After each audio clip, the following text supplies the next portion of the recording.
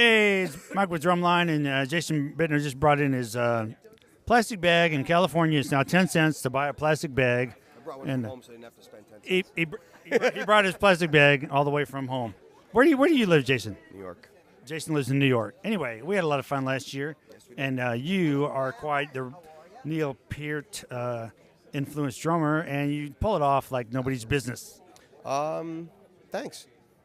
He's my favorite drummer. Always has been. To be able to do this is really fun. It's just fun to do it for a tribute aspect, and just to be able to come out here and attempt to play these songs. I won't say play these songs. I'll say attempt to play these songs. So it's fun. It's all those years of going home in high school and playing along the exit stage left. It's funny. That's kind of the sentiment tonight. How many people actually did that? Thanks a lot, Neil. Anyway, no, for setting that mark, I mean, so high, and damn, there's amazing how many of my friends and stuff really do a good job, and there's a lot of kids on the internet that do a good job with it. But I tell you what, the one thing about it is, I think probably the hardest thing is writing those incredible drum parts. So how does that work? One thing to play it is another thing to create it. That's the thing. Now, how does that influence you when you come up with stuff? Neil's.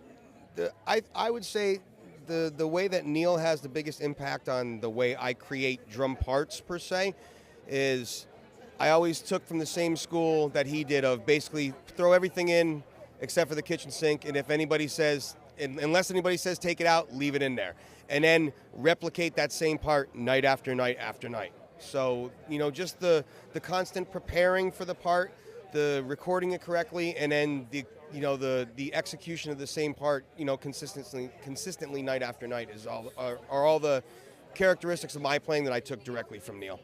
You said brush, more is more. Yep. So it definitely more is more. Yep. Now you play intricate, but heavy, but when to play, the little subtleties. When it's all said and done, the song is the most important thing. So if it calls for more drums, then you put it in. If it doesn't, then you play what the song needs. Some of the best songs have the smallest, simplest little drum lines to them.